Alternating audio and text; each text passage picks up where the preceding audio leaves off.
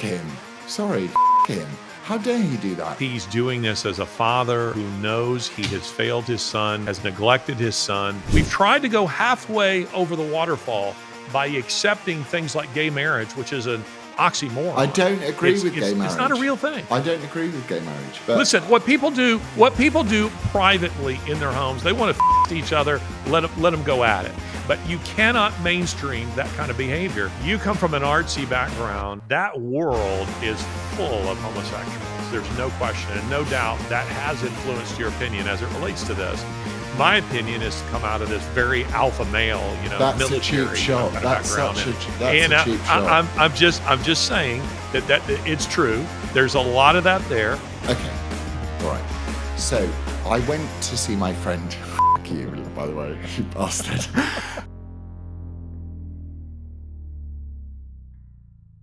Welcome to WTF. This week, we are going to play our podcast backwards.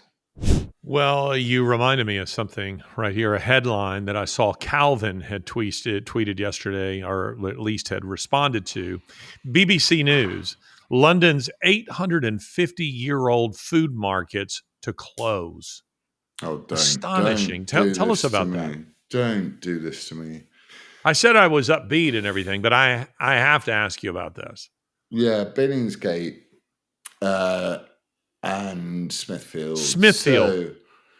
So Smithfield's is an 800-year-old meat market in London. It's where the finest restaurateurs went to get their food, and it became that. It was a meat market originally, but it became a place where you get the. You don't mean quality. A gay bar by meat market? Well, it's surrounded by gay bars now, so yeah, I do mean a gay bar. I'm furious about this. It's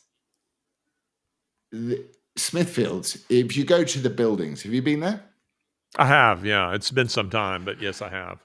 Yeah, and it's just, it's so organized for the selling of meat.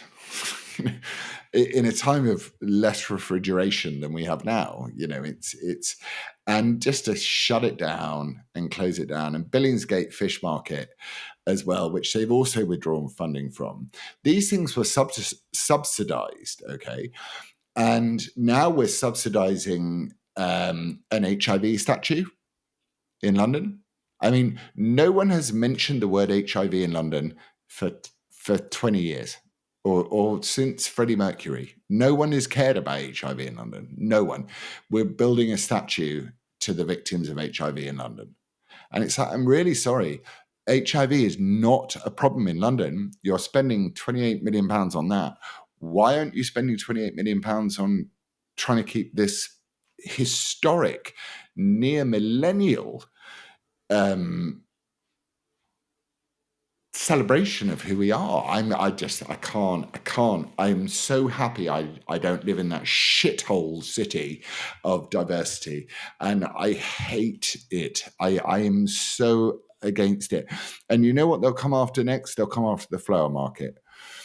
New Covent Garden flower market. They'll come after that, and they will come after every single thing that mattered to us ever. And that's what they'll do, because that's what they do. They try and take down everything that you love. And not particularly that I often ate a good steak near the meat market, the steak market, but it is gay bars now. It is like, if you go round Smithfields, the roads around Smithfields, it's hard to describe, but just imagine like an American square. That was where the meat was sold, like the meat district, the meatpacking district in New York. But everything around it, like everything around it in New York, is now just LGBTQ, fake meat, chickpea wankfest. It's just the end. And it's not our job to do that as people, to take away 850 years worth of families' memories and all that sort of stuff. And that's why America is wonderful. Because you're genuinely progressive. You are progressive. You are moving forward. And the progress that you've chosen is to take Donald Trump as your next 47th president of the United States, and to turn around and go, if you want to fuck with us, you're going to get tariffed. And I hope he tariffs us. And I hope that J.D. Vance comes after Britain and says that if you're going to lose 5 warships, which is what we're doing, we already have no one to defend it. We don't even have an army. We have a defense force. And, you know, they're unpopular because Israel obviously is very bad that they have a defense force. So our defense force is now non-existent. And I hope J.D. Vance and Trump come after us and say, if you're not going to pay, we ain't going to protect you. Become the 51st state. That's my view. I think it should happen. I think we should invade Britain. I think we should make Britain. We should, yes. I think we should make Britain great again. That's what the hat. That we're in the process. This hat is now passé because we're in the process of making America great again. So, mission almost accomplished. So now we need a new hat that says "Make Britain Great Again." So we're going to go around the country. Go around the world, making one country after another great again. Or in some cases, just say, make it great. You know, like, for instance, France. I don't know that France was ever great, being familiar with their history. They were powerful once. They were influential once. Not sure they were ever great. So I don't think we can have a make France great again hat, but we could have a make France great hat. Make Nigeria great. You know, we could have hats. I see a whole new merchandising line here. What's that? Put God first again. Seek ye first the kingdom of God and his righteousness, and all these things shall be added unto you. I mean, there you go. There's a mission in life for you right there. By the way, to go back to something you just said, just a little story here because it came into my mind. You mentioned Freddie Mercury's death. There are those moments in life where we know exactly where we were when something happened. For me, it's for instance, when Reagan was shot, the Challenger explosion, 9/11. Unfortunately, right in there along with those seismic events, as I know exactly where I was when news reached me of Freddie Mercury's death, who I never thought was a very significant individual in the first place. But I was sitting with an old Nazi. And it was really weird. Yeah, it was really weird. Who was the old Nazi? Who was the old Nazi? The old Nazi. I was traveling Europe. I was an undergraduate. I had left London, so I've been studying in London. And now I'm on the continent, backpacking around the continent. And this guidebook called Let's Go, recommended this bed and breakfast. So I call up this German woman living in Austria. She comes to the train station, picks me up. She's an old lady. Walk into her house, and I see that she has these old newspaper clippings of herself as a nurse during the war. And I said, wow, like you were a nurse during World War II. I mean, to me, she was like a relic, I was interested in hearing stories. And anyway, what came out in the course of those conversations is I thought, she's a Nazi. So I went to bed. Next morning, I come down, eating my breakfast, and she's sitting there smoking a cigarette, and she's reading the paper. And in one of the most incongruous moments of my life, she suddenly says, wow, Freddie Mercury just died. And I remember thinking to myself, a Nazi apparently was a Queen fan. I just thought that was interesting because I would have wagered that this old woman had no idea who Freddie Mercury was. But her response was kind of like, oh, wow. I mean, something really terrible has happened to the world. And I was trying to picture her when, I left the kitchen, maybe turning on We Will Rock You, or something like that. We're the champions. These are the days of our lives. That was when he got it, you see. He knew it. And that was that's such a great song. And my dad used to play that song to me. And it was right. Never liked Queen. No, I did. But those were the days of our lives, I think it's called, the song. And it's a beautiful reflection on mortality, actually. I think a really sincere reflection on mortality.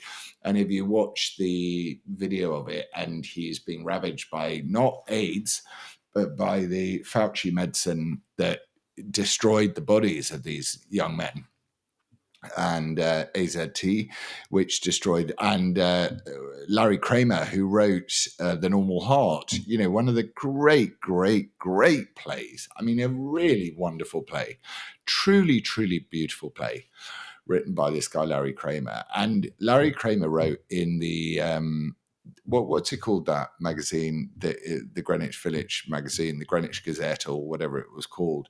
He wrote a piece, a letter to Fauci saying, you're killing gay men. You're killing us all with this stuff. And the only way they could cure gay men was with blood transfusions after giving them this AZT treatment, which was dreadful. Sorry to go off on a non sequitur, but I'm really like that. There's another example of Fauci fucking killing people.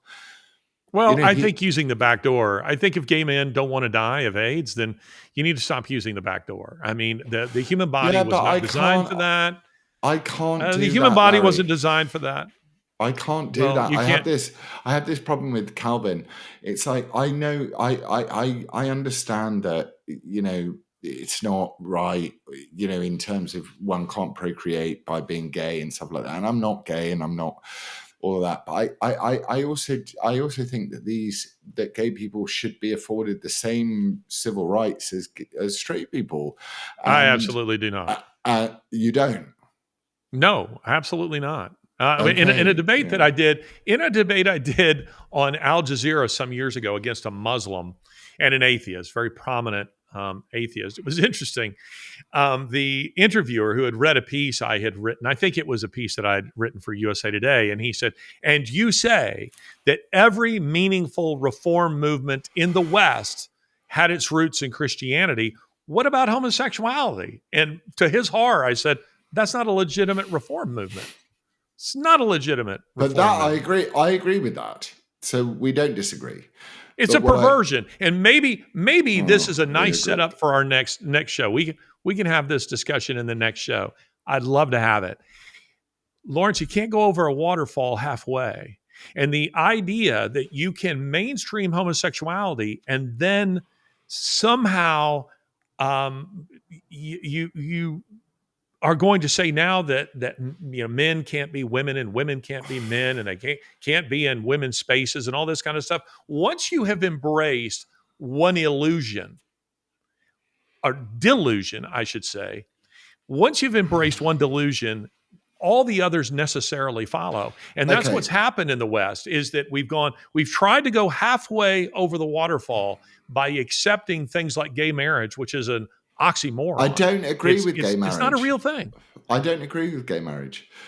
But listen, what people do privately in their homes, they want to each other, let them go at it. But you cannot mainstream that kind of behavior, because pedophilia is absolutely attached to homosexuality. Okay. All right. So I went to see my friend. You, by the way, you bastard. I went to see my friend in Norway. I've deliberately provoked him here. I know, it's fine. I went to see my friend in Norway, and outside of his river, which there's no life in this river. It's just a glacial river. And I saw the videos, beautiful videos. It was so beautiful. And what they do is they have, obviously, these little tributary rivers up there, and a percentage of the salmon will go up a tributary river, not where they bred, not where they were born. They just do it out of a sense of something. Who knows what that sense is? But they go up there, and sometimes you get a mass flood, and a lot of people get killed. A lot of salmon get killed.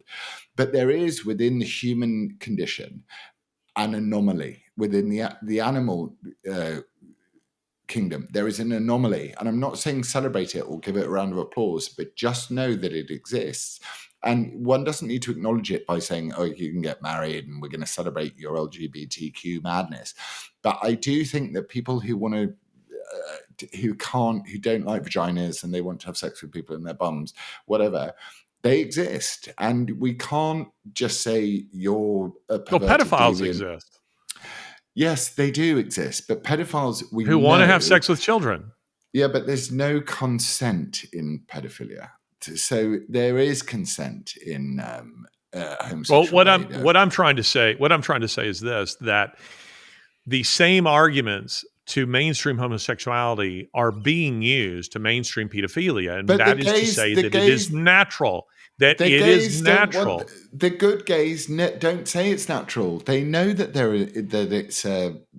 know that it's not a natural thing, but they say that they are gay and that's what they are. And I will always stand by that. I will never turn around to a gay person and say that. I would turn around to a gay person who said I want the same marriage rights as a heterosexual person. I'd say absolutely fucking not. No, sorry, marriage is between a man and a woman. But I would never turn around to a gay person and say that, their hardwired sexuality is what you would say, which is that it's a deep perversion. Even if it is a perversion, it's a perversion that causes no one any harm because it's consensual. Whereas transsexuality and the mutilation of children is non-consensual and it's dreadful. Well, I would. I think conservative Christians need to really think about this because it's like there are gay people in the world. You're never going to stop that happening. Have a conversation about which rights you should give them. And one of those rights is not marriage. I would not give them marriage rights. The civil partnership rights I would give a long-standing gay couple. Absolutely, I would. And if that makes me a soppy liberal, then f it, I don't care. But Well, I think this is an example. I think this is an example of something you were talking about earlier when you were talking about skin color and that your opinion is not attached to skin color. It's attached. I forget exactly the way you put it, but it's attached to your, your experiences, your life, your education, and in your case, as you said, you come from an acting family. You come from an artsy background, and that world is full of homosexuals. There's no question and no doubt that has influenced your opinion as it relates to this. My opinion is to come out of this very alpha male, that's a cheap military, shot. kind of That's background, that's a cheap shot. I'm just saying that it's true. There's a lot of that there, and I would also say the idea that Christians need to rethink it. The Bible's quite clear on it. I mean, Is it? if we're going to hold the line, yes, the Bible is absolutely clear on it. And it's clear on it to this point. Interestingly enough, Laza, I hear some prominent, I've had this conversation with some very prominent Christians privately where I've heard them say, maybe they've said it to me, well, when this issue was really at the forefront, let's say a decade ago, where they might say something like, homosexual is wrong, but I mean, it's a sin like any other sin. And I'm like, no. The Bible is quite clear that it's a separate category of sin, meaning that there are sins that are, for instance, David's sin with Bathsheba, adultery. It was immoral, but it was not unnatural. The Bible speaks of homosexuality as unnatural and thus a rebellion against God's creation itself. It is a perversion of nature. That's I the way. agree with that, though. This podcast is going to be suppressed big time because you can't say these things. But that's absolutely true. So when the Bible speaks of it, it speaks of it as a rebellion against nature, and thus it's a pretty big deal. It's not the same as other categories of sin, and thus there are other sins that fall into that category. Anyway, I don't disagree with any of that. I am one of these people that takes the first principle, which is that we're all made in the image of God, and and that there are some of us, like the salmon who swim up the tributary, who are anomalous to that. And there are things swimming up backsides that don't belong there, and that's what we're really talking about here. I mean, I'm never going to win this argument. I mean, because I just think that the gays that that's a tributary. The gays that should be closed. The gays that I know don't care. They don't want to impose their rights. The gays that I know are not people that want to go, I want marriage, I want this, I want that. The gays that I know are very private people, like you say, as you said earlier in the conversation. They do what they do behind closed doors. But I don't want to devalue them as people and call them aberrations on humanity, because I'm not going... No. Pardon me. Let me say something here to clarify. Yeah, of course. I maintain that all humanity is made in the image of God. I maintain they have every much value as anyone else. What I'm saying to you is the word you used earlier, hardwired. There's no scientific evidence to support that claim. They are not hardwired. I know that it's no one's ever presented me with enough biblical evidence to say God hates. So Well, hate this again. This or is. you know what I mean. I'm being Don't flippant. put words in the mouth of God. God did not say that. He hates the sin. He hates the sin. And I don't want to give the impression I'm sitting here all self-righteous, like I got my life all together. That's not where we're going with this. The point is, it is an egregious sin, and society has mainstreamed it. And I will tell you this, as a historian, not even speaking from a theological perspective, no civilization has mainstreamed homosexuality and survived that decision beyond 1 century. But I agree. Beyond 1 century. But I agree. But you're using the word mainstreamed. I'm like going, there is an aberration in humanity of Are you going to start selling pink pins? Only to you, baby. And also, I'm gonna try and I'm gonna uncomfortably kiss you goodnight next time I see you. I'll just hold on that little bit longer. That's the artsy actor background right there. None of that. None of that stuff. None of that stuff here has finally turned cold here. It feels like holiday weather, and I am getting into the Christmas spirit. I've been watching Christmas movies for about the last 3 nights and enjoying it immensely. How about you? I've been watching old films, so I watched See No Evil, Hear No Evil the other night, and I saw Richard Pryor. It was so funny. Because obviously he's blind in See No Evil, Hear No Evil, and he's reading the paper upside down, and she goes, "Oh, you're so stupid. You know, the next thing people are going to think you're not black." And he went, "I'm not. I'm black. No one told me I was black." You know, it's just like funny jokes at the expense of other people, usually at the expense of themselves, which made me laugh and enjoy culture. And as I was saying to you on the phone last night, I was starting to feel like we must be reaching an inflection point where we can think about movies again and great drama and stuff like that, because this stuff is like, I've been watching the Wicked people on tour and they're all just crying, going, "You were so powerful in that scene. You in that scene was so powerful." And then the other one goes, "I'm a queer woman of color, and you know that's why I'm such a good witch." And I'm just like, I wish that we could repeat Dresden on this press conference. That's what I wish someone would get Ariana Grande a Happy Meal or something, because she looks like she has been taking Ozempic. I mean, she is so skinny. It's frightening how skinny she is. It also, Ozempic is so bad. I've been looking into this stuff because I'm curious about all this stuff. Ozempic is really bad, but now they're giving Ozempic to cows to stop them farting. But I'm sure we'll get onto that. Let's start in a structured, orderly manner, please, Larry. None of this random stuff that you do. I want to start. Don't try and knock me off my game. What do you want to talk about? Well, I think Ozempic actually is an interesting topic. As you know, my mother suffered a stroke a couple of months ago, a little more than that, I suppose about 2.5 months ago. And one of the difficulties we had when she's living with us, as you know, as we're endeavoring to nurse her back to health. And one of the great difficulties we had when you were here was trying to get some calories in her. And then Lori, my wife, who is a nurse, discovered that they had her on Ozempic. And as she was reading about what that stuff is, it is an appetite suppressant.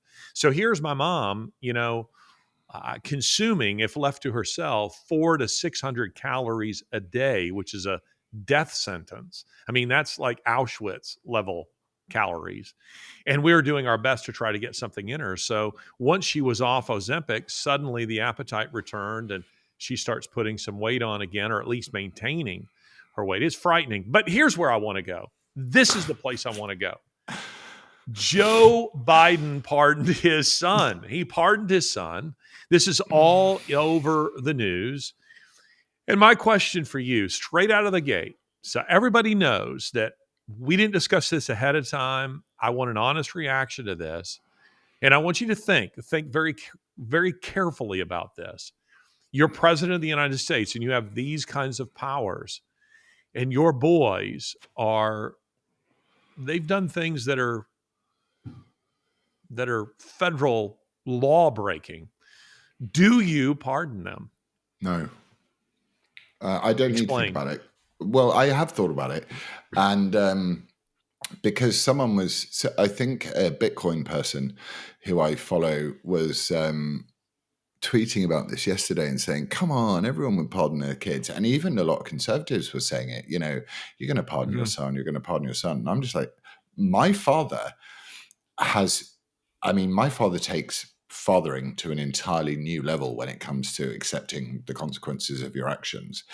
So I would absolutely not be pardoned, and he would probably push for me to be dealt with in executed. the most. I haven't had a chat with him for a while about capital punishment, and there is some scriptural stuff on that. But my dad would have said, deal with it.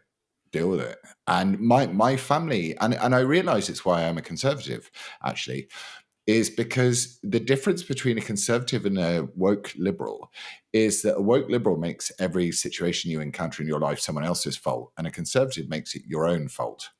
So Hunter Biden, I mean, this is the thinnest end of the wedge of the nasty shit that he got up to.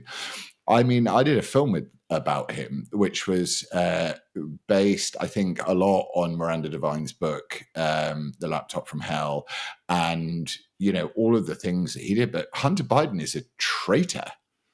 That's what he is. And the people that are saying, Pop's going to let off Hunter, it's like, well, Pop should probably not shower with his daughter and stop sniffing people's hair. And he's a terrible president, terrible human being. I mean, well, I can't judge him as a human being, but everything that I've seen about Joe Biden and everything I've learned about Joe Biden, I learned a lot making that movie, actually, was he sent his drug addict son to a place where there was unlimited amounts of cash. It's like, you don't do that if you're a loving father. You just don't do that. He's not a loving father. So I totally understand why he's pardoned him, but should he have pardoned him? No, not at all, on any level. Well, I mean, you are Hunter Biden. I mean, you played Hunter Biden. Is that film available, by the way, on Amazon or Netflix? It's actually available for free, I think, now. So Breitbart bought it, and it was, you and I were having a little chat about this the other night. Breitbart bought it and distributed it for a year, I think, or 2 years, and then they stuck it on YouTube, and you can get it on YouTube. But I looked on YouTube, and the versions of it, which is going to happen, are ripped and lower quality. So Robert Darby, the director, he's a really good director, he's a deeply, he's a conservative dude, and he's suffered as a result of being that. You can watch it. It's very, very true to everything that ever happened. So it's partisan in the element of the fact that it's trying to say that Hunter Biden's a bit of a douchebag, which he is, but it's not lying what he got up to. He sold his country for the big guy. No one knows who the big guy is. Maybe they will now that Kash Patel is getting involved with the FBI. Maybe we will find out who the big guy is. But it's stunningly shocking how dreadful Hunter Biden is, and the way he sat in that congressional hearing and he just stood up and walked out, and he knew. And we're people, we're normal people. So we're accountable to the law. He's not. And if you ever need an example of why the political class need to be utterly decimated, then he's a good example of it, I think. What do you think? Well, I have a slightly different take on the whole thing insofar as, think on this for a second. I think that Biden is doing this as a guilty father I think that he's doing this as a father who knows he has failed his son, has neglected his son, who rightly feels guilt. He doesn't feel guilty about anything he's done to the American people. I mean, yesterday, a woman, not yesterday, just before Thanksgiving, a woman had to present herself to federal authorities for imprisonment because she was praying at an abortion clinic. So this is the Biden administration. This is the kind of stuff that he doesn't feel guilty about open borders. He doesn't feel guilty about the transing of children. There we go, boom, flag right there. We're going to be suppressed. He doesn't feel guilty about any of that. But I do think that as a guilty father, guilty parents, in my experience, they always interject themselves on behalf of their children when their children are in trouble. It's a way of kind of saying, I am a good parent. Look at me. Look what I'm doing. They're the people that you run into in public are always shouting, at their children because they want to My impress the rest of us with what good parents they really are, when the fact of the matter is they're probably terrible parents. But I think he's doing this out of guilt. He knows that his son is a failure and that it is his fault. him. Sorry, him. How dare he do that? Who else gets the right to pardon people? It's I can understand that if you've got a political opponent, so say I don't know, say Hillary had won in 2016 or something like that, and she decides to go, I'm going to pardon all of the people that I'm going to pardon myself. Actually, she'd have to do because of her email problem. But I can understand when it's done politically, but this is done not politically. It's done in order to let your son off the same rules that probably got him into being a meth head in the first place, and also made Joe Biden one of the richest people in the Senate. I mean, he's not poor guy, is he, on his $275,000 a year salary for the last however many years, 40 years he's been in. It's corruption. Just call it what it is. It's pure corruption. Yeah. And I'm really up for corruption. If we can all play for it and we can all be corrupt, great. But we're not allowed to be corrupt. So I think that it's a sign of the dying. It's the sign of the end of what Biden stands for and what America is now going to walk itself out of, as long as Syria doesn't explode, South Korea doesn't explode, all of the stuff that they're trying to do as they do. I don't think there's an excuse, and I wouldn't do it with my own son. If my son had got himself into trouble with the law, I would do everything I could to help him.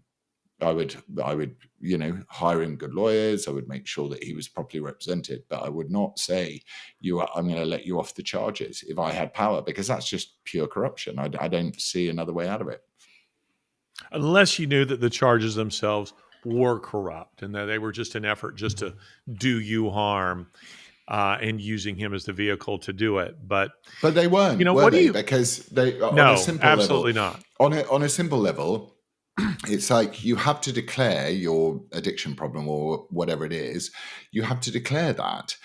And he's a meth head. He filed his teeth down and got brand new teeth and says, I'm sober. And I listened to his audiobook, which he read, about how, he dealt with his addiction. The guy is a liar. He's a big liar. And Biden is a liar himself, and lied about his son. And his statement was so egregious and so wrong. I don't think a good father would do it. I think a bad father does that. That's what I think. What do you think about Trump saying that when he comes in that these kinds of things are mentioned, and the things that have happened, people like Fauci, for instance, criminal behavior, insider trading, you name it, and where Trump has said, listen, this is not about revenge. This is not about revenge. That's not what I'm about when I take office. How do you respond to that? Well, there's a big difference between insider trading and what Fauci did. So insider trading, I imagine, takes place every day all over the world. And that's why some people have giant mansions with pillars outside of them in Florida, for example. But what Fauci did is a crime against humanity. That's what Fauci did, and Fauci belongs, hopefully, where they might send him. And I'm interested to see what happens with Kash Patel, because he's got that JD Vance thing of being of getting a bit excitable when he's being interviewed about something. So he said he was going to go after journalists, which I thought was a bit spooky, Kash Patel. But I'm like, Trump's coming in on the knowledge that anyone who's been properly persecuted gets, which is these people want you dead. They want you dead. They don't want you living. They don't want you to have the fair justice in the world. So Fauci belongs. Fauci's murdered people. Like, there's blood on his hands. 100% there's blood on his hands. In the same way as there's blood on Matt Hancock's hands in the United Kingdom, the way that they lied about how bad this flu season was in 2020. I think Fauci belongs in jail, and I hope he dies there. Sorry. Well, yes, I agree that he should be prosecuted. I mean, Elon Musk keeps saying that, and I have to believe that he said it to Trump. But my response when I hear Trump saying that is, on the one hand, I can appreciate the fact that he's saying, "Look, I'm not running a campaign, or didn't run a campaign that was all about revenge. You cannot sustain a government on a policy of revenge. That's not good government." Justice, however, is a different thing. And there must be justice. Otherwise, you're making a mockery of the law. You're making a mockery of our Constitution. And for people to get off scot-free for egregious criminal acts, like Fauci, for instance, to me is it's just a mockery of justice. So no, I don't want to see Trump run a government that's all about a revenge tour. I do want to see justice, and there's a difference. But how fed up do you get? How fed up do you get with these people saying no one is above the law? No one is above the law. Our democracy, no one is above the law. And you're like, well, you all are. And now Hunter Biden is openly above the law. Like, at what point do you just turn around and go, the rules do not apply to the plebs? They apply to you and your family. And the only reason Hunter Biden is getting a pardon rather than being dragged through a very long prison sentence is because his dad is the president of the United States of America. And I'm just like, hang on a minute. No, that's not how it works. Either this our democracy thing that the Democrats go on about is true, and therefore it's democratic, and we voted in, not we, but you guys have voted in Trump, and Trump is going to drain the swamp of the Faucis of this world and the Hunter Bidens of this world, or it's not. It's such a binary thing for me. It's like, he's a crook, he's a criminal, he's a drug addict, and he has sold America to everybody who would buy it. And I did it. I looked through all the stuff that he did. Certainly, the face recognition stuff in China and Burisma. And Trump was impeached. Vindman, what's his name? Vindman. Yes. What's the guy's name? Yeah, he's a traitor too. This guy needs to go down. These Milley. people need Milley. Comey. Milley phoned up the Chinese guy and said, "Don't worry about it. If Trump gets a bit uppity, I'll deal with it." It's like, hang on a minute. And Comey will get a pardon too, just in case. They're going to be preemptive pardons for people that, just in case you might be thinking of prosecuting this guy. Wait to see if one comes for Fauci. I think there will be one coming for Fauci. But if I'm Trump, maybe I say these things that, no, this isn't about revenge, and I stay pretty mum on who I'm planning to prosecute so that they don't get a pardon at this point. So there's no reason to raise alarm. But why do you think? I mean, it seems to me odd timing for these pardons. They're usually done, at midnight, January 19th, the day before Trump's inauguration. That's when they're typically done. So for this to be happening in December, something's up. There's something going on with this, and I think this is building to something bigger, or it's meant as a distraction to something else that is either going on or is coming. Well, also, it's Thanksgiving, is it not? So why make that announcement? Why not drop that announcement in amongst Thanksgiving? Why do it after? And why, having relentlessly said, "I will not interfere with the judicial process," would he do that? I think it's like to the people. It's like, I have this power, I can do what I want with it, and I'm going to do what I want with it. And I think they know they're losing, and I think they know that it's finished, and I think that they don't care what they do. And Daniel Penny is on trial in New York for stopping a drug-addled lunatic from assaulting a train, and a drug-addled lunatic who sold America down the road is getting pardoned, and this guy is being tried by Alvin Bragg. And I'm just like, at some point, I hope and I dream and I pray that people will just go, enough. I've had enough. I've had absolutely enough of this. But what does that mean? I've had enough. But Biden, if there is no, I don't want to say it. But you know how there was sort of irrational, horrible, tribal justice, Western justice, all the Westerns that I grew up on watching, people were held to account for what they did, and they're not being held to account for what they did. So we're constantly shoved in the Western canon, all of our our whole way of life is like, you lynched people, you were dreadful, you did all this sort of stuff. But they're kind of lynching Daniel Penny. That's what they're doing. They want to lynch him.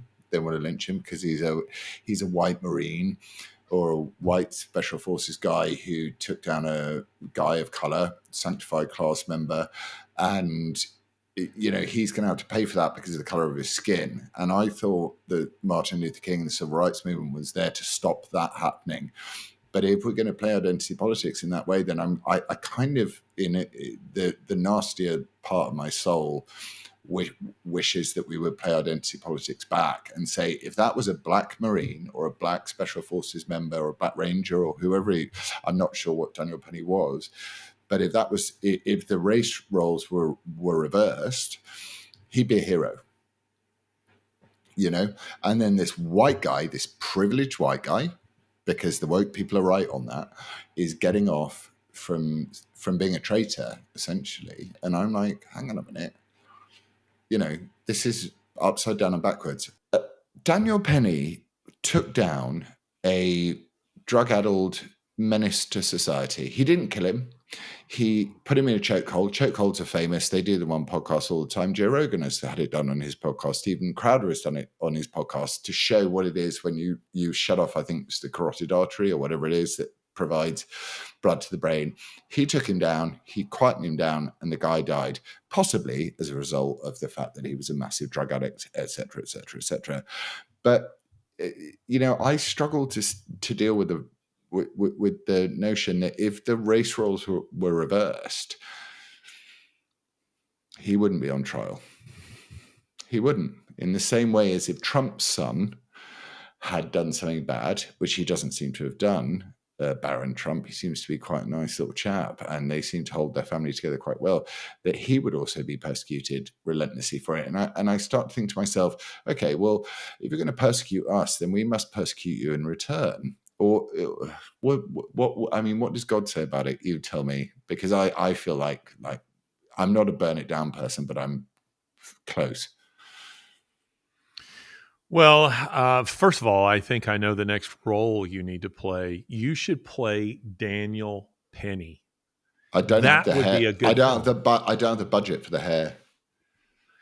You should play Daniel Penny, but we should make it kind of a, sort of Chuck Norris like, that you're this sort of vigilante who's taking down crackheads all over New York, and it's just this particular instance that gets headlines and becomes famous. That would be a great film. That would be a MAGA film. I could see that. I've got one. Well, the one we're talking about yesterday. Yeah, I've got one. And okay, well let's come back to that. I'm just saying to you quickly, I've thought this through, And I know what people want story-wise. They don't want people. The reason why they make Daniel Penny a story, they're making it a real-life movie. So it's like, let's see what happens with this dude. And it's like, no, this is his whole life you're messing around with. And we're doing this in England with a guy called Greg Wallace at the moment, who's a bit of a perv and a horrible old man, but we're trying to kill him off as well. And it's like, no, films were designed for that. That's what we invented films for, so you could watch vengeance played out on screen with like gunfights and all the madness instead of doing it in real life. Anyway, you go. Well, Daniel Penny, there's no question that what you say is true. I mean, if he were a person of color, he would not be treated this way. There would be a movie about him. It would be a Hollywood film, blockbuster film. They would make him a new kind of, a George Floyd, kind of figure. There'd be statues and murals, and we would be having Daniel Penny Day and this kind of thing. There'd be marches on behalf of Daniel Penny. So yes, that's absolutely true. You know what's interesting about Daniel Penny? This is maybe seems superficial, but I think it just kind of adds to the narrative. Is he's quite striking looking, isn't he? I mean, whenever you see him, he's tall. He is, he's a handsome guy. He looks fit, and he kind of has a little bit of a Marlboro, man kind of quality about him, which I think just adds fuel to the Democrat fire. I think he just represents everything they hate, and hence the reason that they've gone after him. But I think he will get a pardon immediately when Trump comes into office, along with the January 6th crowd. I think all those people will be pardoned. So did Jimmy Carter pardon everyone who was a draft dodger? He did, didn't he? I think so, yes. So I'm of the view that a mass pardon is quite a good idea, and certainly in draft dodging when it came to Vietnam. I don't think Vietnam was a war that needed to be fought. I don't think many wars need to be fought. The more you think about it, the less wars you think need to be fought. But a pardon isn't enough. It's like we have to stop the identity politics argument narrative dead in its tracks, which is like America dealt with this. It was dealt with. And it's not to say that there isn't a racist element to America in the same way there's not a racist element to Britain. But instantiated in law, there is no preferential treatment for white people. In fact, if anything, there is preferential treatment instantiated in law for people of color. And I don't think that's what Martin Luther King was after. I don't think that's what any Christian would be after. No, that's why they don't like Martin Luther King anymore. Yeah, because apparently, actually, he was wrong. It is the content of your character is clearly defined by the color of your skin, and the color of your skin. Martin Luther King, idiot that he was, didn't really understand that. But actually, Martin Luther King got it. He knew, he understood it, he worked it out, and he thought about it. And it was what every single normal person in the entire world thinks about, which is, who are you? Is what you think valuable and, enriching to me, or are you just dragging me down into a hellhole? Because I feel strongly now, certainly the way British citizens are treated, and Americans to a degree as well, is that you're being treated as a second-class citizen in your own country, and you're hated because of an immutable characteristic, which takes me all the way back to what I said on Question Time all those years ago, which was like, don't talk to me like I'm a skin color. Talk to me like I've got an argument. I want to talk to you about how I feel. And if you don't like it, that's fine. But don't treat me like my opinion is based on my skin color. It's not. My opinion is actually based on my class. It's based on the fact that I was raised in an acting family. And, it's not based on my class. I don't have a class in this country. Middle class, I suppose I would be, but so is everybody. It's just insane, and I hope the Alvin Braggs of this world. I think what Jeremy Burring said on Daily Wire is very good, which is either you say that the the Republicans turn around and say, we need to get rid of the filibuster now, or we instantiate it in law. You can never get rid of it. Or you've got a few months we agree that we need to stack the court. So whichever one, the Supreme Court, whichever the winning candidate does, loads the dice in their favor. Or we go back to sort of solid democracy and WTF versions of life, which is we see your side of it, we don't agree with it, and we want to do something different. Yeah, well, it'll be very interesting to see where all of this goes. I'm still very optimistic because things in your country are very different than what's going on here, and it'll be fun when you come back here, depending on when that is, because there's January. a real spirit of optimism. There's just a tremendous feeling of optimism here. I think that this Thanksgiving for a lot of people was as significant as the Thanksgiving after VE Day or VJ Day in 1945. I mean, I think people feel like a war, or at least a battle, a significant battle in a long war has been won. And people are more optimistic about the economy. They're more optimistic about their own personal fortunes, their own futures, and you can just feel it. I think it's Musk who said, doesn't it feel like something has really changed positively in America? And the answer is yes. I think that Americans are becoming much more patriotic. You can really feel, and the timing of this happening in November, just before Thanksgiving and just before Christmas, is just kind of injected adrenaline into these two, our most significant holidays in the United States, so that you can just tell that people they got a bounce in their step. Most of them, particularly in my region of the country, they just have a real bounce in their step, and that's pretty exciting. And I think that you are going to eventually feel it. It's going to take some time.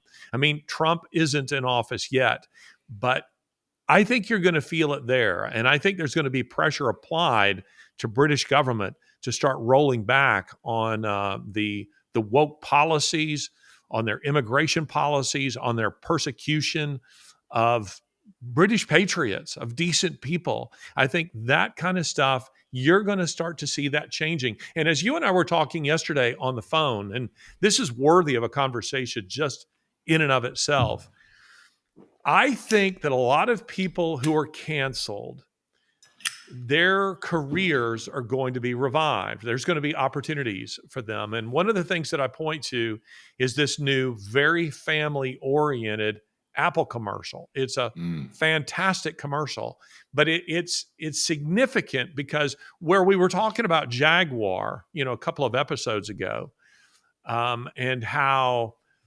Jaguar was so out of step with the moment that they probably started producing this ad months ago, maybe conceiving it, years ago.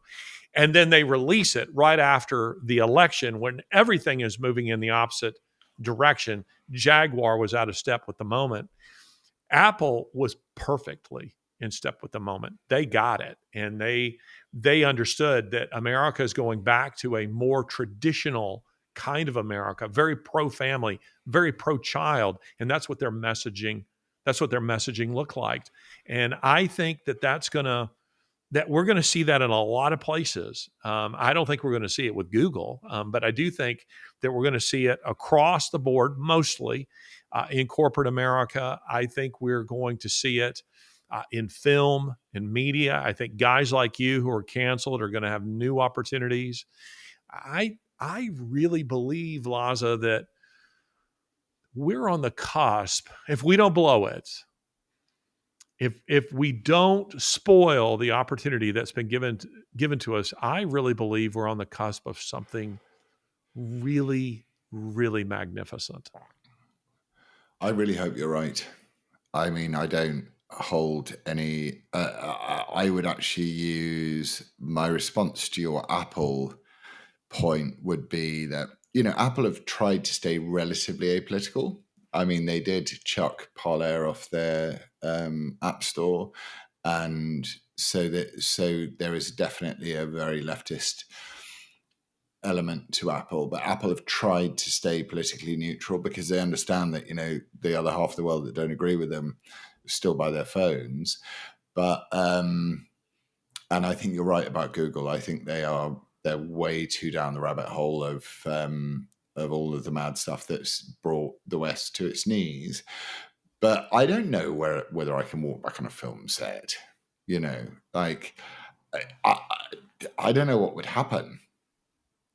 I know what would actually happen, which was I would go past the Sparks and the Grips and the Chippies and all those sorts of people, and they would be like, "All right, Oz, you all right? Nice to see you, mate. Yeah, totally agree with you on that stuff. That's bollocks, isn't it?" And then you get to the camera, and by the time you get to the camera, it's like, I just can't really perform this scene unless I listen to an indigenous Mexican dance before, and you're just like, off. So I still think the higher echelons of show business are completely captured by this ideology. And, we're seeing what's happening in the dying embers of the Biden regime. But I do think that, I think Musk is great because I think that, and I spoke to his dad on Monday, so I do a thing and Interesting. Yeah, and because there's a rumor that he's going to put 100 million quid donation into the Reform Party in the UK, and I was trying to explain to him why that's possibly not the greatest idea for various reasons. But I do The Reclaim think, Party is where it's at. not really. No, it's not. It's not, because who wants to have a political party unless you want to be in charge? So I have this problem in my own head, which is, I don't want authority over anybody at all. I want authority over myself. I want authority over my home, the roof above my head, and my amazing coffee table that I built. And I want the kids to be polite at dinner. That's the authority I seek, none other.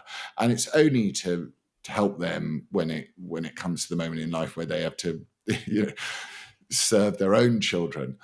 But this idea that Musk is not a conservative, he's not a conservative guy. He's a guy who's a common sense free speech liberal. That's what he is. And the fact that he's on board with the MAGA agenda, and you think about what are the alternatives to the MAGA agenda? I've not seen one. No Republican has come out and said, this is the alternative. This is what we do to MAGA. MAGA is the thing. It's going to take over the world, and it will, and there will be good things and bad things about it.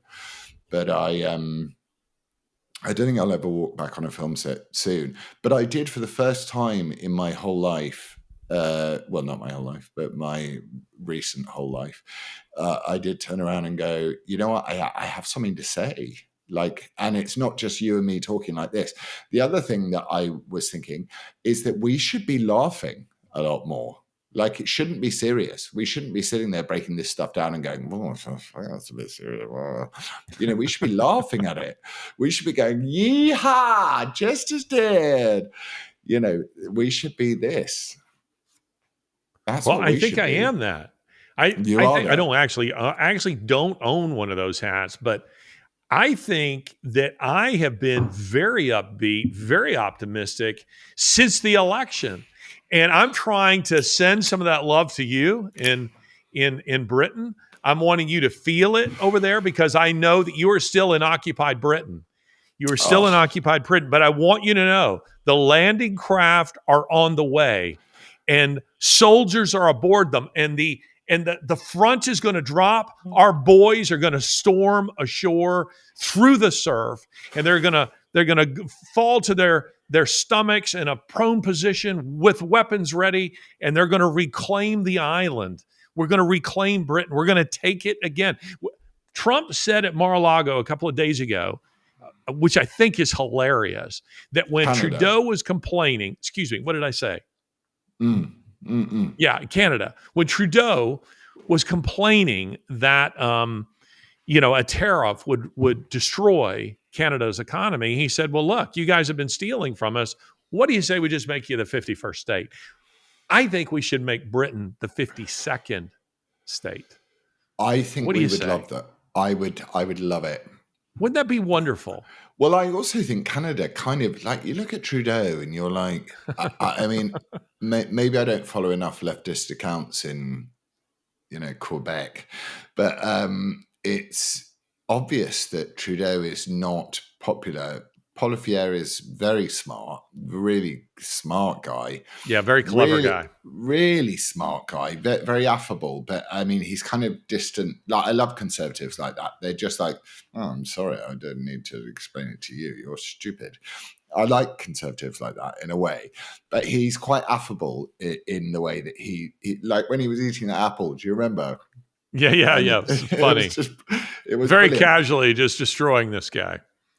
And Trudeau himself, with his medical assistance in dying, the stuff that Trudeau's overseen, he's right. I mean, you guys took your entire country off us because taxation without representation. That's what you did. And Trump is turning around and saying to him, well, fentanyl without tax levies, or what are they called? Sorry, my brain is gone. Tariffs. No fentanyl without tariffs. You're pouring drugs over the border into a country, and you're killing the heart of that country. That's what you're doing. And England doesn't have this problem, which is so interesting, actually. That England knows what it is, very clearly knows what it is. And that is one of its great strengths. Whereas America doesn't really know what it is because it's an idea. Whereas England is a very long, non-written constitutional monarchy. For Trump to say that to Trudeau, I reckon he means it as well. It's like, you wanted Puerto Rico and DC to be states. What about Canada? And you wonder what Canadian conservatives would think about that, because I imagine that anyone who lives outside of Toronto or Quebec or Calgary or wherever are people that just do not buy into this bollocks. And I think probably in a roundabout way, what I'm trying to get to is the idea that we think we've won, but we haven't. And we must push on hard, really push on hard to say not only is your ideology dead, your trans ideology is dead, your racism ideology is dead, but our ideology is going to win. And our ideology means that we do not care about the color of your skin. We do not care about your sexual orientation, particularly as long as you don't try and children. We should push on as a movement to turn around and say, not only are we going to hold this space, oh, that's so woke, but we're going to really own it. And the way to own it is to say your ideology is dreadful. And Trudeau should be frightened. And if Trump wants to put tariffs, 25% tariffs on anything that comes out of Canada, I mean, what comes out of Canada except logs and fertilizer? Not much. So I would like to see Trump come back into that White House and put just common sense in. And then people were saying to me on the internet today when I was, I think I was saying something about Hamas. And he was like, so what do you want him to do? Kill more innocent children? And I was like, no, I expect him to do what he did to ISIS, which is wipe them off the face of the earth, because they're a death cult and they need to be wiped off the face of the earth. So Trump will come back and do that. And that we can be grateful for. But we mustn't sit there and stop and go, oh, we've won. Let's all stop and have a relax. We should push on and push on with the mission, because they're not going to give up, these people. They're not.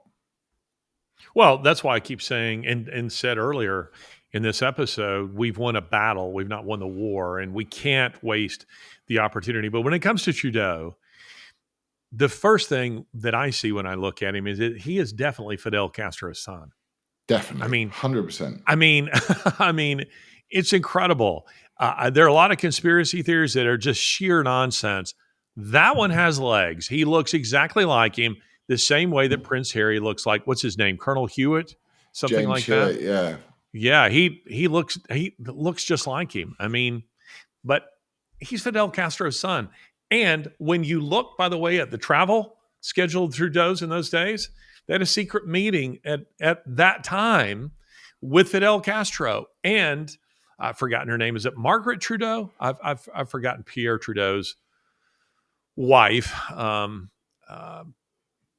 Justin Trudeau's mother. But anyway, she had a Do complete you want me to Google it? infatuation with Look, I Fidel. can do it. Nah, I don't worry about can. No, I can it. do it Is it because Margaret? A Margot Trudeau? Something I can't remember, but she had an infatuation with Fidel Castro, major infatuation with Fidel Castro. So Fidel Castro, he had to have been laughing to himself, Margaret. knowing. Margaret. Okay, very good. So I'm so happy I can use my he had to have been computer. laughing to himself, thinking, "I fathered Canada's, prime minister." I mean, he must have taken that to the grave as really kind of his last laugh. But something you said that I think I disagree with, if I understood you correctly, that Americans really don't know what they're about because America's an idea and Britain does. Because I would say it's exactly the opposite. I think Americans, at least the MAGA community, I think they know exactly who they are. I think they know exactly what they're about. I think that Americans are very clear on that these days. And this is something that you and I have discussed many times, both privately and publicly. And that is when I was a student in Britain in the early 90s, and the, I don't know, 30 or 40 trips I've made there since. Britain has become increasingly just soulless. It just feels like, with the exception of people like you and others who are like you, Britain feels like they don't have any idea what they are anymore, that they feel completely rudderless. And Americans like me, who are raised as, because of my mother, Anglophiles, I was raised in a tradition where, I love Churchill as much as I love Reagan, where I feel inspired when I think of the pilots who defended Britain during the Battle of Britain. I feel great pride, in my heritage, which is, of course, my name Taunton is about as English as it gets. And then you come to Britain and you feel like, how is it that I feel like I'm more proud of this country than the people who are citizens of this country? Do they not know their heritage? Do they not know their history? Why are they trashing it all? Why are they toppling all of their statues? Why are they burning their flags? Why is it shameful for them to have their flags? Now, they're trying to do all that here in the United States, but the acids of cynicism have taken a much greater and longer toll on Britain and the British people than they have here in the United States.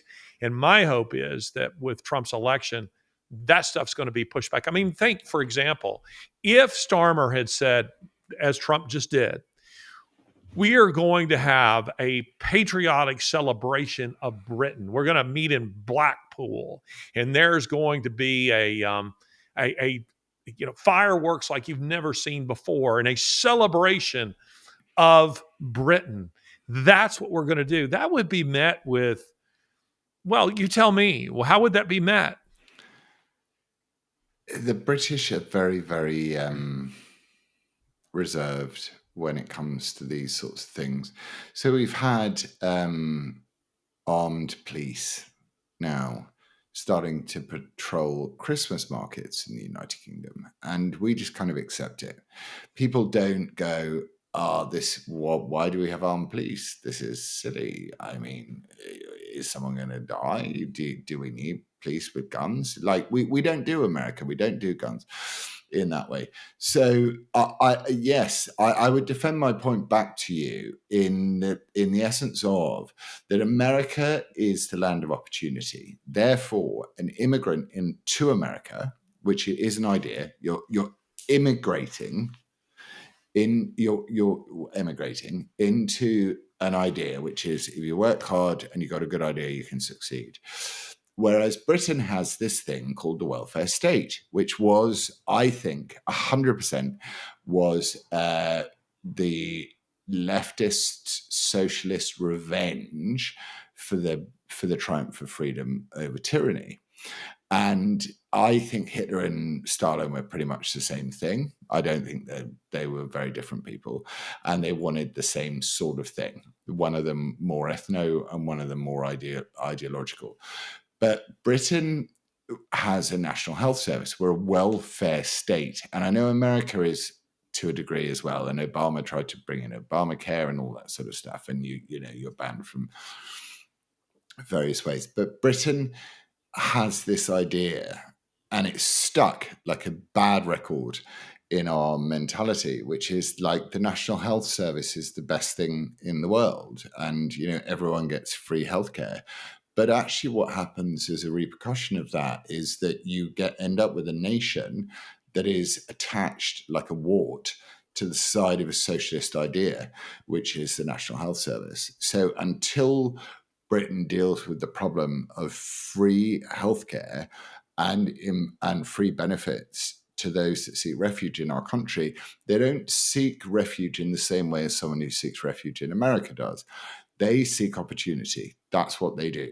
Whereas people who come to America, people who come to the United Kingdom seek sanctuary, seek the privilege of not having to work, of being able to be looked after by somebody. And it's a very different kind of refugee that turns up into a country where they want everything for free, as opposed to a country where someone turns around and goes, you can achieve what you want to achieve. Because you look at the Latin American population in America, certainly in California, and, they very strongly stand against more immigration. And in England, it's a different ballgame. It's like, come over, guys. It's fine. We can have it. And then you combine that with the Islamist element of it, and you've got an absolute dumpster fire of a problem with the nation. So I think if Trump comes in and goes, listen, guys, do you want to be the 51st state? I would campaign for a referendum on it. Because we took you over. Why can't you take us over? Why not? Listen. This has been a good show. This is good content. This has been WTF, where Larry and I have, we started off very, very calmly, talking about things that were very, very calm. We were talking about the world of Taunton and Fox at the beginning. Then we moved into the world according to Taunton and Fox. And then we moved into the worlds of Taunton and Fox. And once we got into the worlds of Taunton and Fox, we hit a little bit of a brick wall. But we discovered there's more gay people in your world than in mine. Shut up, homo. Go and buy a Jaguar.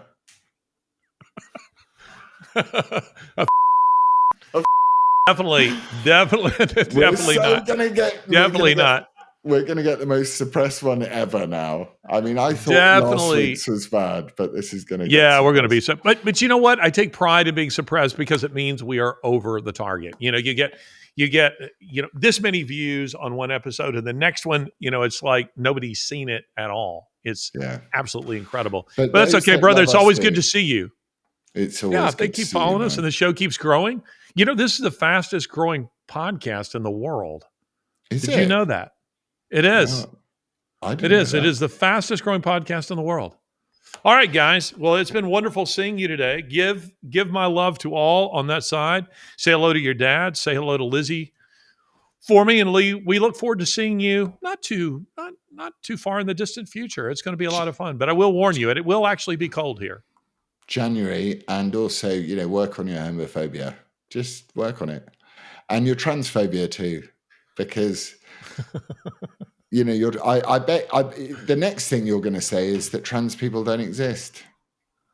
No. No, they don't. I mean, in the sense that there's no such thing is that, but there are people who pretend to be that. So you're close to actually identifying my feeling on the subject.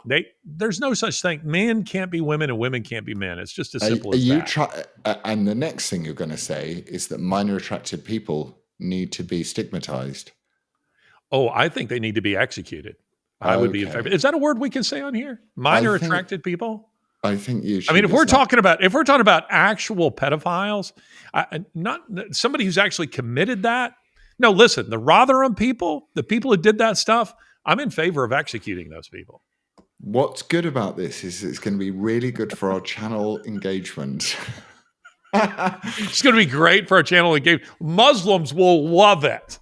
We are Muslims, by the way, were the primary. They were the perpetrators in Rotherham, where at last count, no less than 19,000 British white girls were, according to the Times of London, on it. Can't say that word. Can't say that word. You're gonna have to bleep that word out. According to the Times, on an industrial scale. Those people need to be executed. I'm in favor of that. You better believe it. I tell you? Let me say this. Let me say this. I'm sorry, Laws. Worse. Jesus said this. When he was speaking of children, those who do harm to them, he said, it is better that a millstone be put about their neck and they were thrown into the sea. Meaning, it is better that happened to you than that you should face the wrath of God for what is coming. People like that, they don't fear God. So, I'm in favor of that. I own it. I couldn't agree more. Good.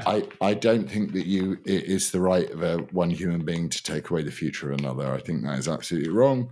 And, I struggle with that every day. But on the plus side, I think we're going to go to probably number one of the far-right extremist homophobic. I don't know.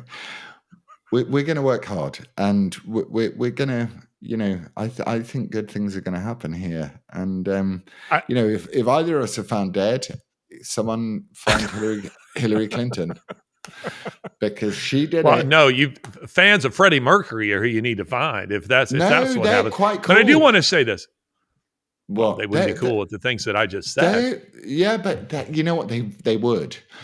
A lot of them would go, I hate being gay.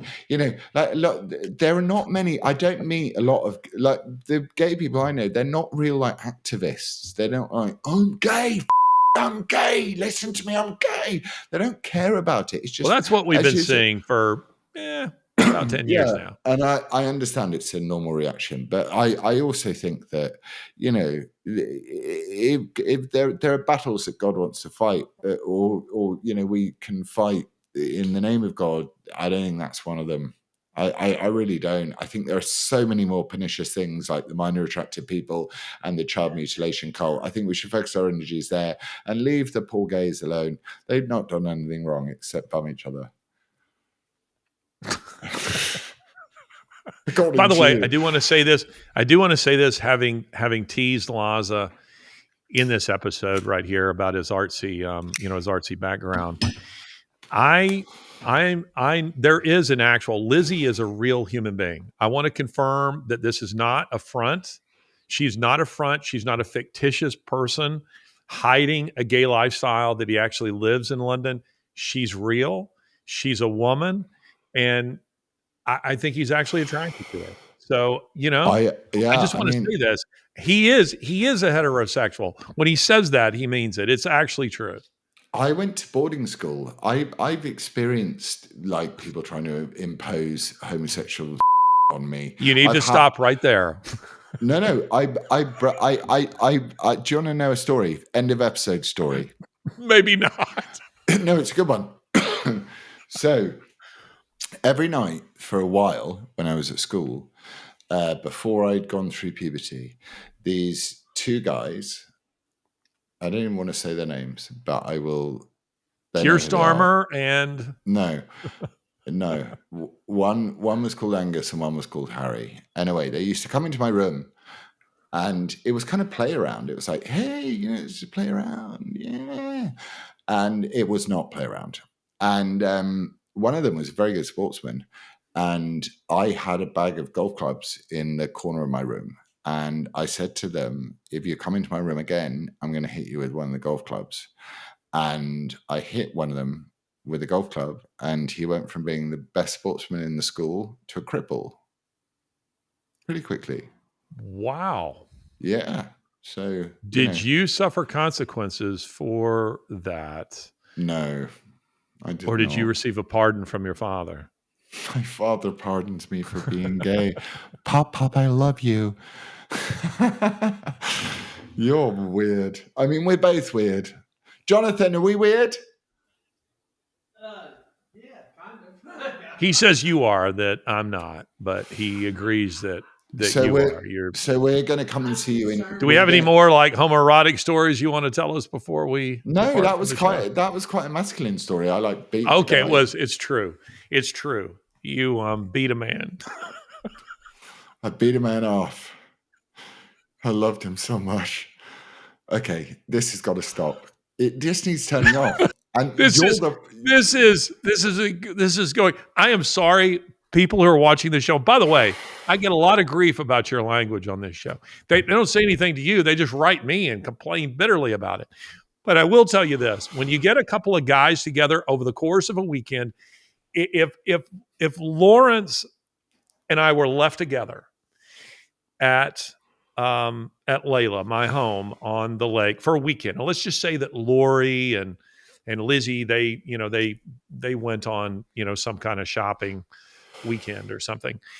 By the time they came back, Buc-ee's. just the two of us, we would be have our faces painted with blood and be dancing around a pig's head. I mean, guys left to themselves, it quickly degenerates. It just does. It becomes Lord of the Flies.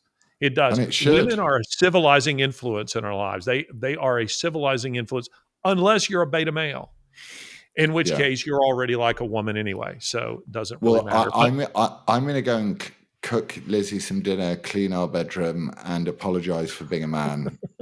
And paint your nails. And paint my nails. Eat a salad. Black. Eat some rabbit food because steaks are bad, and win. Love you. Fucking hell. See you, man. Get out of here, people. We'll see you. Bye.